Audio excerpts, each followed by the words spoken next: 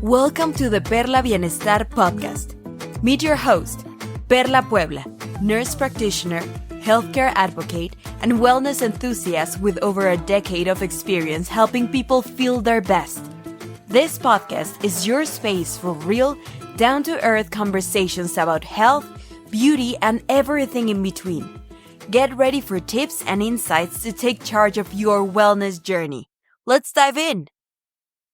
All right. Hello. Today we're going to be talking about semaglutide from a patient's perspective. And we have my patient Liz here to tell us all about semaglutide. You want to introduce yourself, Liz? Hi, I'm Liz. I'm a patient of Perla's.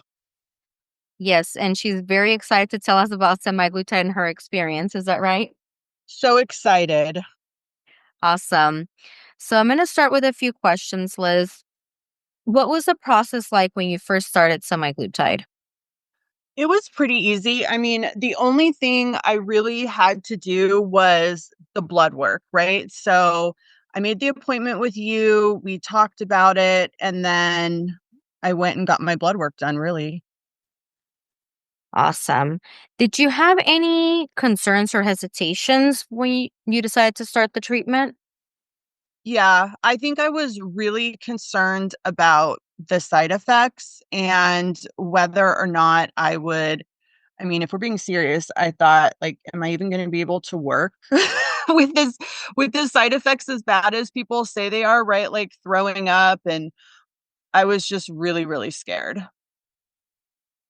And how did that go when you did start semaglutide? How soon did you start noticing changes? Did you start noticing positive or negative changes or any side effects? I would say the within the first 24 to 48 hours of taking the first shot, I would say that it the food noise, right? Like that's something people talk about a lot, that the food noise stopped. So I was no longer thinking about my next meal or my meal after my next meal or what I was going to have to snack on. Like any of those thoughts were gone, right? And I had lost prior to like at my heaviest, I was like 307 pounds. And when I came to you for semaglutide, I was like 160 ish. And so from where I was, I only wanted to lose like 20 more pounds, right? And I just could not get it off. Um, and so this was really just for the last 20 pounds, but I'm telling you, like that food noise stopped immediately. And also within the first week, I probably experienced side effects. And I remember thinking, like, I am so thankful that I chose you as a provider and not maybe one of like the large um like prescription places. You know how you can go online and like get a provider online and they'll just write you the script, right? But like I really thought it was beneficial, especially in the beginning, to have a provider that I could call, that I could text, that I could be like, is this normal? Or I'm really sick. That was the game changer for me. And I would encourage anybody, if they're thinking about doing the semaglutide, to do it locally. Yes, I really do love your story, especially because you did all the hard work in the beginning and you lost a lot of weight. So you just needed help with the last 20 pounds. What were the main side effects that you experienced when you first started on the semaglutide? For sure, the number one side effect, and I don't even know if this is a side effect, but like I want to say that I lost the cues that told me when I was thirsty. And I don't know if that's a side effect of the semaglutide or any of the other medications that I'm on, but that was the biggest one, right? So when I didn't have enough water, that made everything else so much worse because I was taking fiber supplements and I was taking, things to help me poop, which I learned later on, thank you, Perla, that all of those things were just accumulating in my stomach and making things so much worse because I didn't have the water to like move things along. Does that make sense? So that was my very first, I guess, side effect. And the second one was sulfur burp. Like, if you haven't had them, pray that you never get them. But like, those are the nastiest side effects. So how did you manage with the sulfur burps? I took a digestive enzyme that had bromelain. I don't know if that's how you say it, but that's what I took. And then I also like made it a habit to buy those 8-ounce water bottles. And so I had one next to my bed. So the very first thing I did in the morning was drink the full 8 ounces, right? And then I would just set an alarm to go off at least 8 times per day. So I would get those at least 64 ounces. And that helped with the sulfur burps, but also just learning what the triggers were for the sulfur burps. So for me, it seemed to be anything super carby, like bread or pasta or anything like that. I promise you, as gross as it sounds, like I'm convinced it would sit in my stomach and ferment, right? And like it had to come out one way or the other. But as long as I had the water and the digestive enzymes, like it went out the way I wanted it to go out, if that makes sense. Yeah. So how long have you been on it, or how long were you on it, and what progress did you see? Did you achieve your goals? Can you tell us more about that? So I went on semaglutide in September, probably August or September of 2023. And by January of 2024, I had lost the 20 pounds plus some. So I had gotten down to my lowest weight of 124 pounds.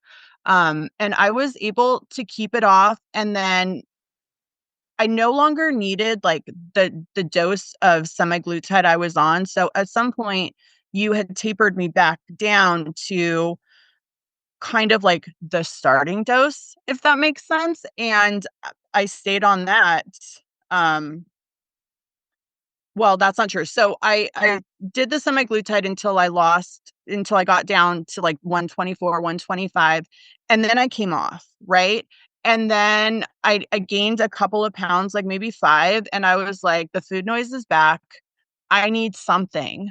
And at that point, you had said, well, let's do the semaglutide, but we'll just keep you at the starting dose. And that has really been kind of a maintenance dose for me. Yeah. I think a lot of people are doing now even the microdosing of the semaglutide to help with inflammation and to help a little bit with the food noise as well. What advice would you give someone who is considering semaglutide but is hesitant? Do it. 100% do it. And I really firmly believe that if you find a provider that you're comfortable with and one that you can talk to, that's all you need. Because if I didn't have you to talk to be like, is this normal? Oh my gosh, I'm so barfy. Like, what do I do? I think it would have been a completely different experience.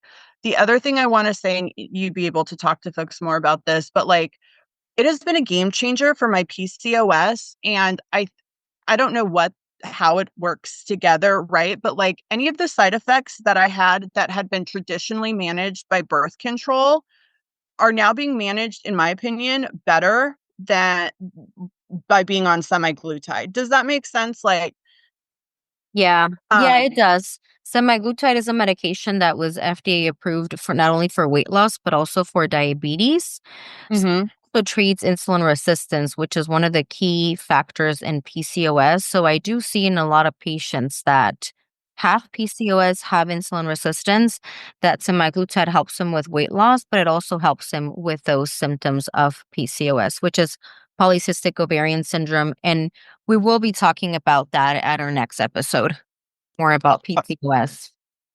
Yeah, that I think that if you have PCOS or insulin resistance, like before you say birth control is not working or metformin's not working, um, try the semaglutide because like my hair loss, like my hair's not falling out anymore.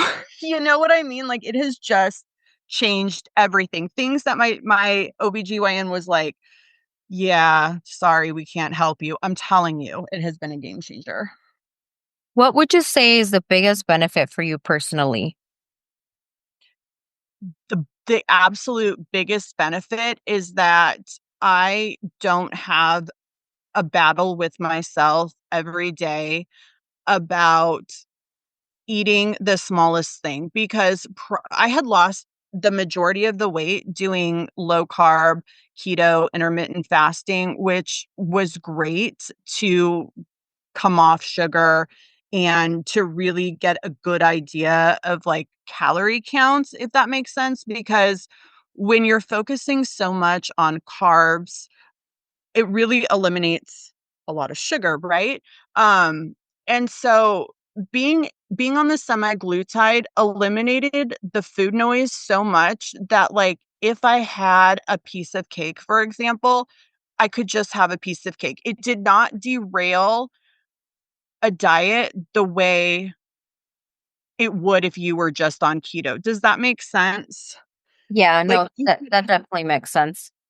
you could have something and enjoy it and it not be something that like took you off course, messed with your mind, made you feel like, well, might as well have more, right? Because now I'm out of ketosis. Like it just changed my relationship with food. And truly like my mental health. That's awesome. That's really great to hear. Well, I want to thank you for really sharing your story for everyone else to listen. And I hope that someone out there can really benefit from your story from this information. I think it's important to remind everyone that they do consult with their healthcare provider, whoever that might be, so they can come up with the best plan for them because every plan is so different, right? Everyone is so different that every plan has to be personalized. Thank you for listening to the Perla Bienestar Center podcast, where your health and wellness comes first. Don't forget to subscribe, and for more information, find us on Instagram or visit us at perlacenter.com.